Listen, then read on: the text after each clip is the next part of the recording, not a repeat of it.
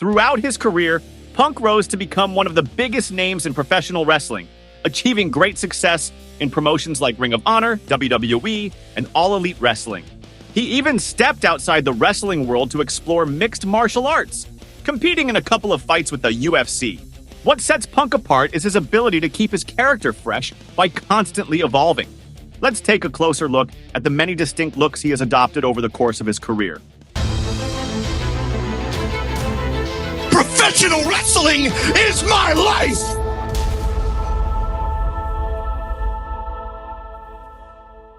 Enduring a grueling period. After facing The Undertaker at WrestleMania 29, Punk took a few months away from television to recover from injuries before making his return at Payback 2013 in a match against Chris Jericho. During this time, he severed ties with Paul Heyman, setting the stage for his first major feud since returning, this time with Heyman's other client, Brock Lesnar. It wasn't until Punk had stepped away from wrestling altogether that he revealed he had been dealing with numerous injuries and other issues during this period. Despite these challenges, even an unwell Punk was still highly impressive in the ring, delivering entertaining matches against Lesnar, The Shield, the Wyatt family, and competing in one final Royal Rumble before stepping away from WWE and professional wrestling for 7 years. 9. Indie run before making it big. There isn't much information available about Punk's backyard wrestling days, as those matches are incredibly hard to track down.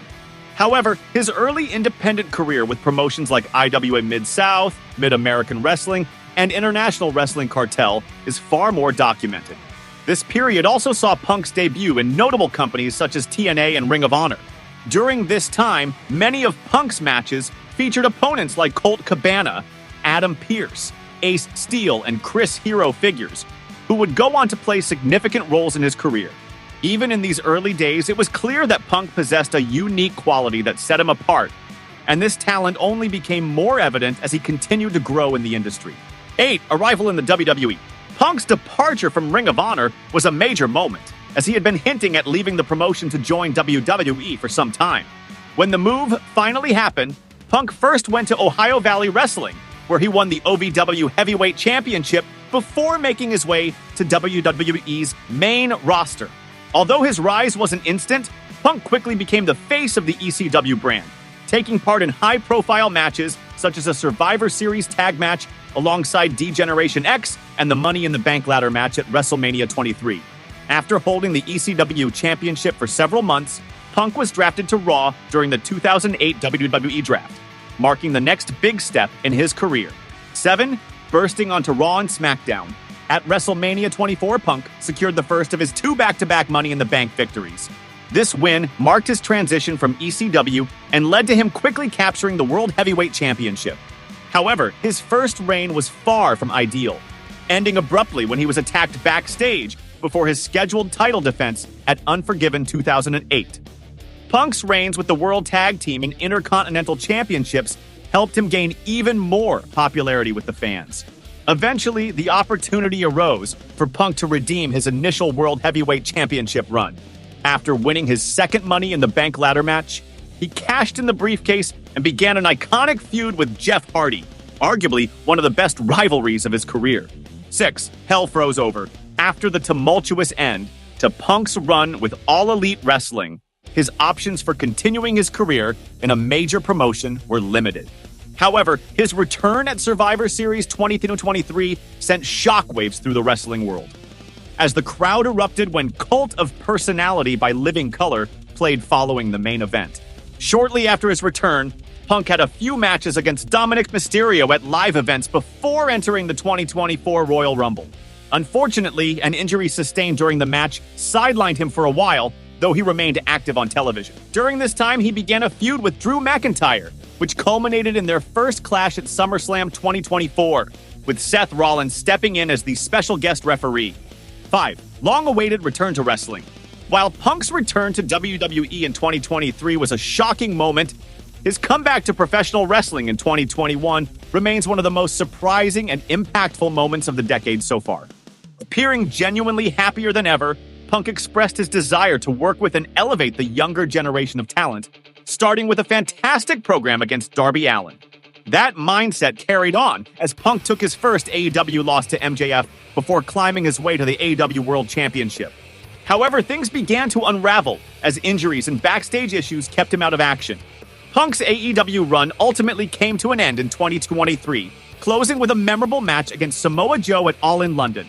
4. Straight Edge Society leader.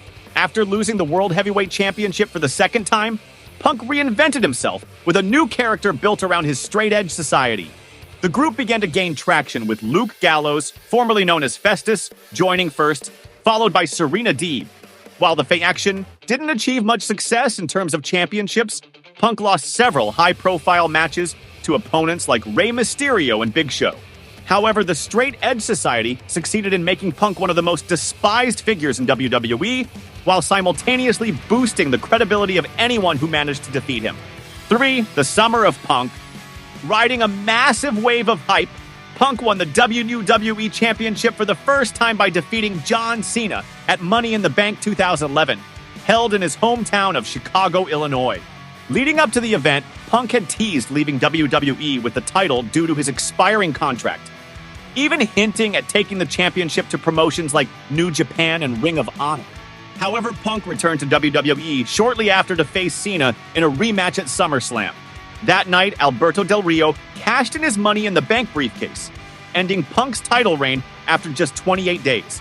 The iconic Summer of Punk came to a close when Punk lost to Triple H at Night of Champions in September. 2. The voice of the voiceless. The Summer of Punk solidified him as a true main event star, but the title run he truly deserved came when he regained the WWE Championship from Alberto Del Rio at Survivor Series.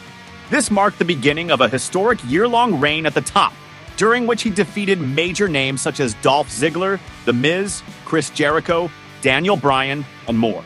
However, this period also highlighted a frustration Punk voiced in his infamous pipe bomb promo.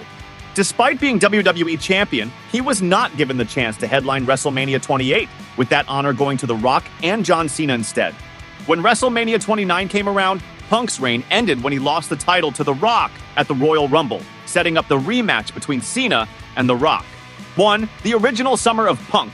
Punk's most significant period came during his time in Ring of Honor, particularly during the original Summer of Punk, where he captured the Ring of Honor World Championship.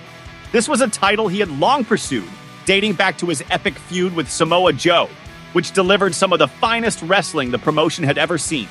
Though his reign was brief, lasting only a few months, it featured one of the most captivating storylines in ROH history, with Punk teasing a move to WWE.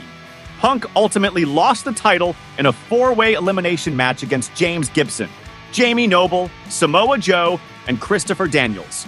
He then concluded his ROH run with a singles match against Colt Cabana, followed by a tag match alongside Cabana against Adam Pearce and Jimmy Rave before making his way to WWE. If you enjoyed this video, don't forget to like, comment, and subscribe for more content. Let me know your thoughts in the comments below. Thanks for watching, and I'll see you in the next one.